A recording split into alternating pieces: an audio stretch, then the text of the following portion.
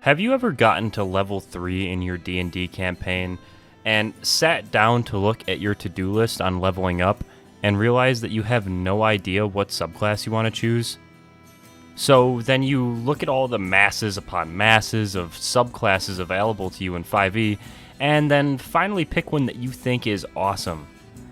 But then you realize that your barbarian named Horus the Hellwalker would more likely be struck down by a god rather than be led down the path of a zealot. Well, if you have had this happen to you, you need to watch this video. And if you haven't, there is still going to be some good information, so you should probably stick around. Because today we are going to be discussing writing for your subclass and a few different ways that you can do just that.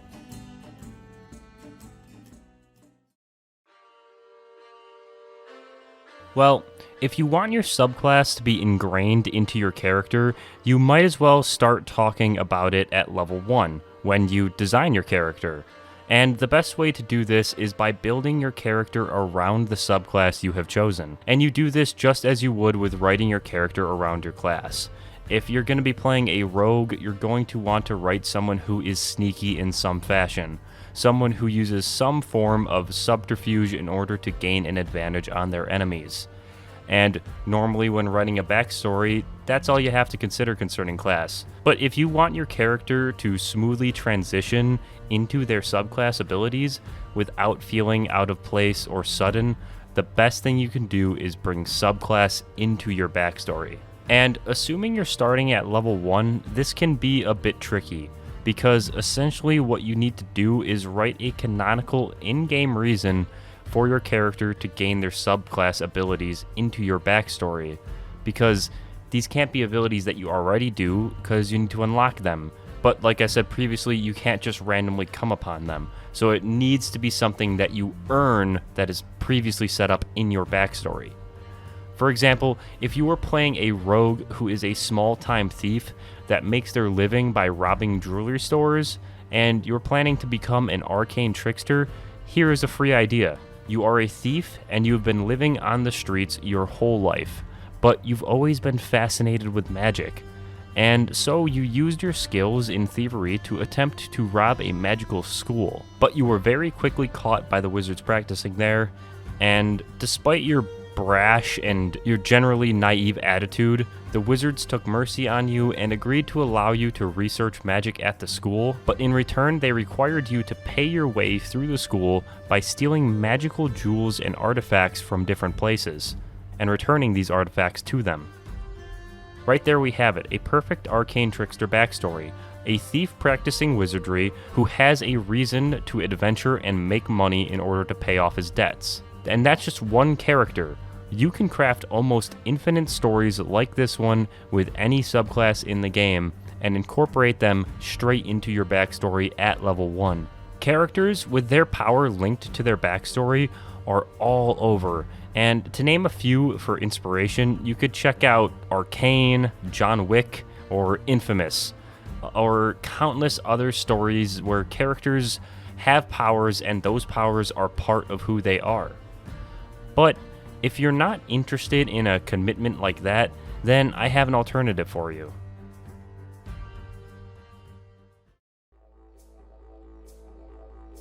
If you're not planning on sticking to the same style of play and plan on figuring out what works best for you along the way, I respect it.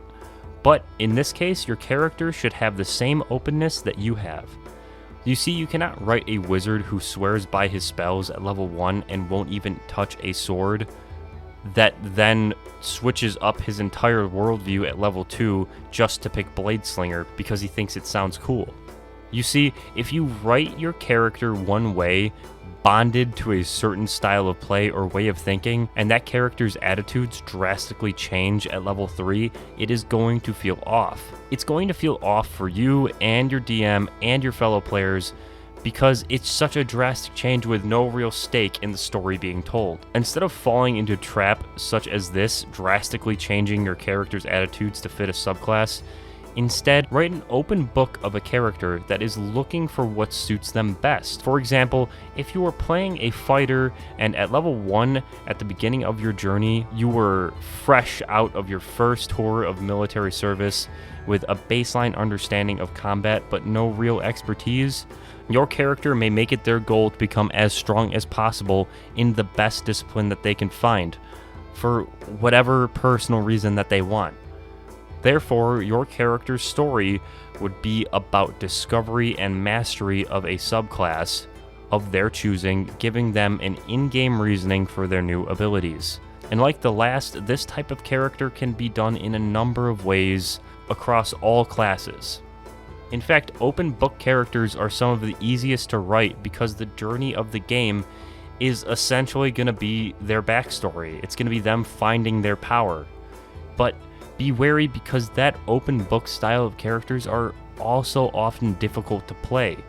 There isn't much reference for these characters in media. Often, these characters are video game protagonists that are just voiceless, but I would say some coming-of-age stories showcase open book characters, and that can be a great reference point if needed. And then maybe you don't want to have your power in the beginning of your story, and you also don't want to have a story of discovering power. Maybe you want to switch your power halfway through the story and shock and awe everyone around you.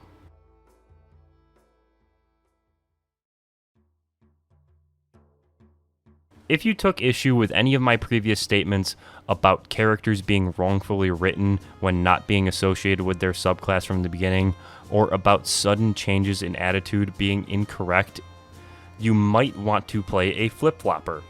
And these types of characters can be a lot of fun, and their arcs are some of the most drastic in storytelling. Often these characters will have a sudden switch in perspective based on some prevalent story element.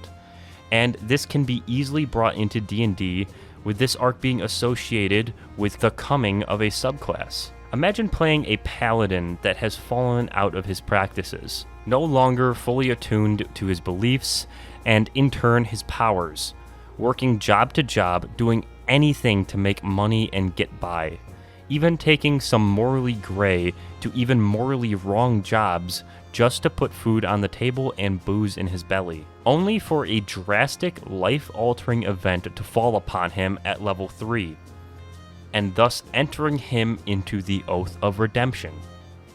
And these character switches don't have to be good to evil and vice versa.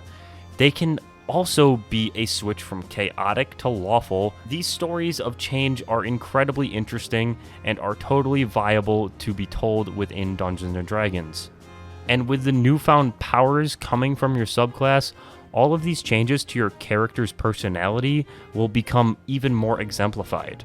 If you want any inspiration into these types of stories, I would check out films like Taxi Driver or the new Joker movie, or games like the Red Dead Redemption games.